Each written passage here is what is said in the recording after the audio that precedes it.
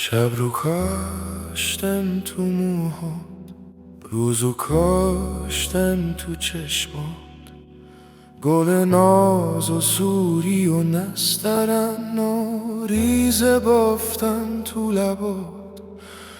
چشمهای شب بوی تو ساغر ناز، مثل زنبیلی پر از گلهای تازه. صورت نرم و لطیفت مثل ابره، واسه عشق دل من دنیای سر. همه زیبایی دنیا می تو،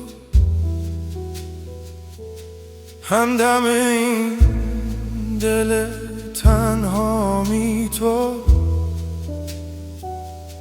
نکنه باز منو تنها بذاری، همه امید فردای منی تو. تو مثل معبدهای قدیم چینی،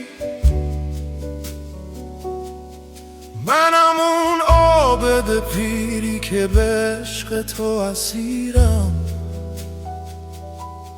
مثل اهرام ثلاثه توی مصری که وجودم شده افسون تو، بیا مزار بمیرم. همه زیبایی دنیا بی تو، همدم این دل تنها می تو. نکنه باز منو تنها بذاری، همه امید فردای منی تو.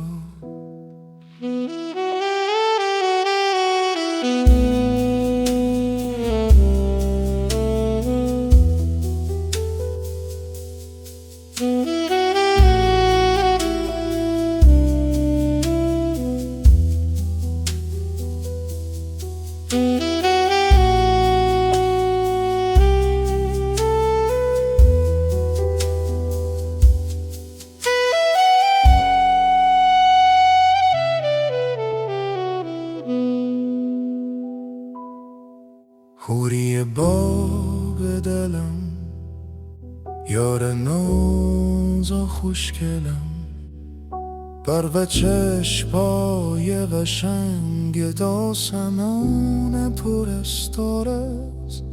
وقتی خنده میکنی منو بنده میکنی، همه خنده ها عزیزم واسه من عمری دوباره است. نکنه باز منو تنها بذاری،